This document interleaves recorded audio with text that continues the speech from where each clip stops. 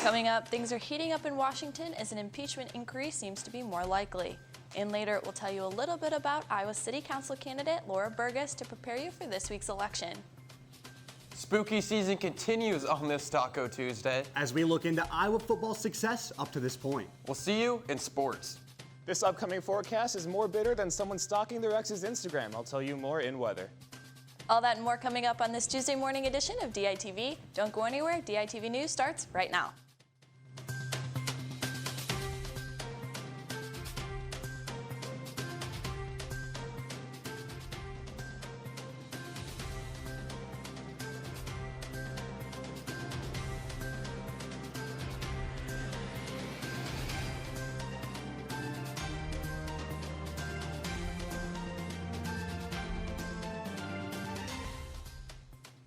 Good morning and thank you for tuning in. I'm Lauren Varell.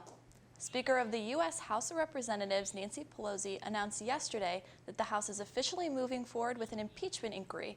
A vote will be taken within the House on Thursday that will determine whether or not an impeachment proceeding will happen. House Intelligence Committee Chair Member Adam Schiff stated that the hearing would be open, allowing people to hear the facts firsthand. Schiff hopes to moving forward with the inquiry will speed up the flow of information. I can understand why the president doesn't want these witnesses to come forward. What I find harder to understand is why the Republican members of this body in this House don't want these witnesses to come forward. Where is their duty to this institution? Where is their duty to the Constitution? Where is their respect for the rule of law? Pelosi met with Polk County Democrats at Drake University over the weekend. Impeachment was the hot topic of conversation, with Pelosi stating that she has been holding off on filing the inquiry until the time is right.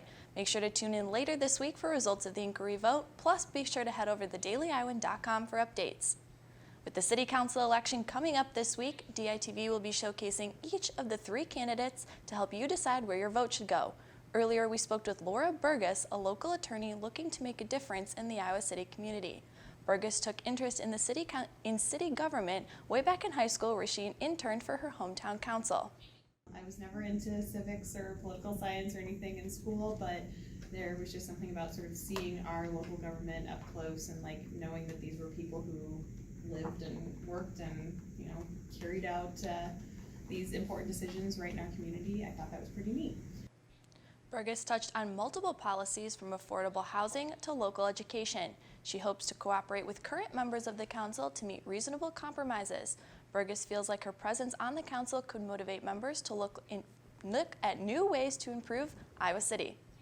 Because of changes in state law, we know that Iowa City's general fund revenues are going to fall short of our current needs within just a few years. And so how do we not cut services, right? How do we make sure that we can keep doing what we all value and what we all prioritize and what we need to do given that budget shortfall? So it really is a needing to do more with what we have.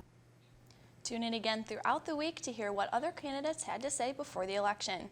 Well, I woke up this morning and my car was covered in snow. So let's hope that doesn't carry throughout the week. Let's toss it over to the weather studio with more. Thanks, Lauren. Today's forecast doesn't look all too bad. This morning we'll see temps right around freezing points, but things will warm up in the afternoon before they drop to the mid-30s in the evening with clear skies. As we take a look into our extended forecast, tomorrow and Thursday both have a chance of snow with high temps in the mid to high 30s, shooting over to the weekend. Friday looks like a great day with partly cloudy skies and one of our warmer days. Bye-week Saturday looks pretty similar to Friday with partly cloudy skies and temps near 40 for the high. It's safe to say we might see a light dusting of snow this week, and I'm not a fan. Lauren, back to you. The Stanley Art Museum's Anonymous Donor exhibit is wrapping up with a celebration of art and culture. The Black Curators Roundtable took place last night thanks to the Center for Afrofuturism Studies. The event featured exhibit creator Annalise Duplin, joined by other local creators to have moderated discussion about their experiences with art and working with the Iowa City community. Make sure to keep your eye out for the next Legacies exhibit to visit Stanley.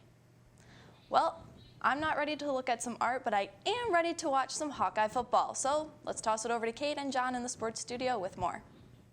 Thanks, Lauren. The Hawkeyes are 8 games into the season, and they're on their way to the always helpful bye week. That's right, John. I dug a little deeper into Iowa's success up to this point, as well as a look into the final stretch. College football has been getting more and more competitive ever since the football playoff was implemented. And even though it is highly unlikely the Hawkeyes make the playoff, they have been making a lot of noise this season. And one thing, we share with our players all the time, rarely is anything easy in conference play, and there certainly is nothing automatic, and all you gotta do is look around the country every day. It's just how it is. So. Iowa has won every game against unranked opponents, but their last 2 games against top 25 teams, they've fallen just short. They lost by a touchdown against Michigan when Iowa scored their season low of just 3 points. And when Penn State came to town, Iowa's defense held the undefeated Nittany Lions to their season low of 17. Seems like the season's door is closing, but Geno Stone and the rest of that stellar defense keeps knocking it back down. And the Hawkeyes are right back in the battle for the Big Ten West. This is the spot we want to be in. This is the games we want to be in right now, situation. So being able to get a bye week now, get some rest, everyone get their bodies right and get ready for them is going to be huge. Iowa football has never been a team to roll over, but with their next 2 opponents being the 2 teams that are ahead of Iowa for first place, the Hawks are going to have to show a lot of grit.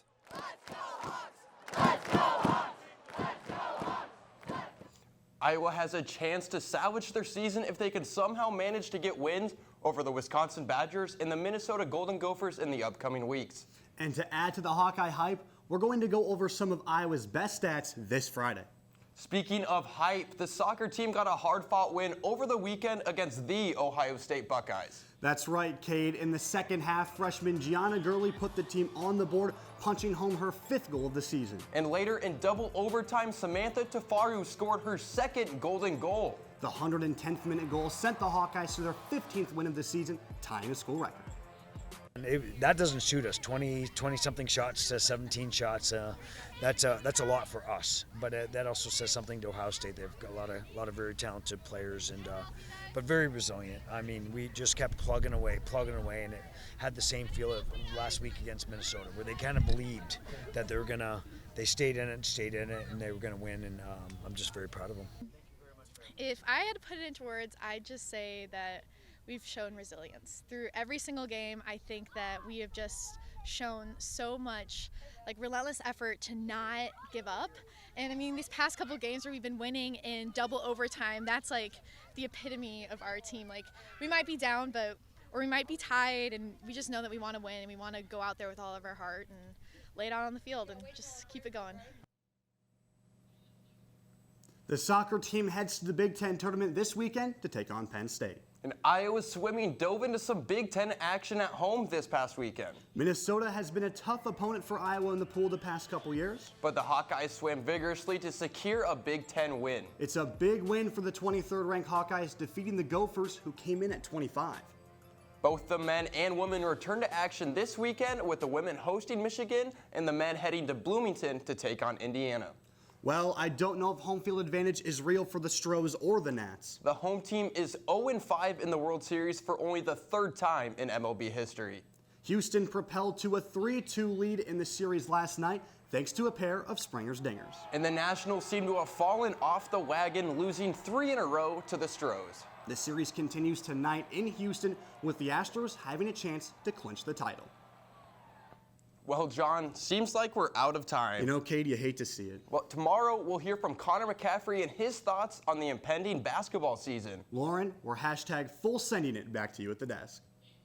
After many delays, rapper and designer Kanye West released his highly anticipated new album this weekend.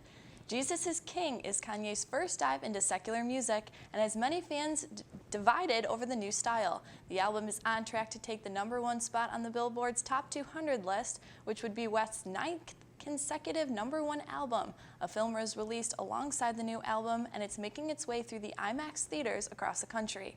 West was reported to have sold around 225,000 copies of the album already. That's all we have for you on this Tuesday morning edition of DITV. Be sure to head over to thedailyhour.com for all your latest news between Monday and Friday. And if that isn't enough, be sure to check out the print edition of the news on stands now. For DITV, I'm Lauren Verrill. Have a great day, Iowa City.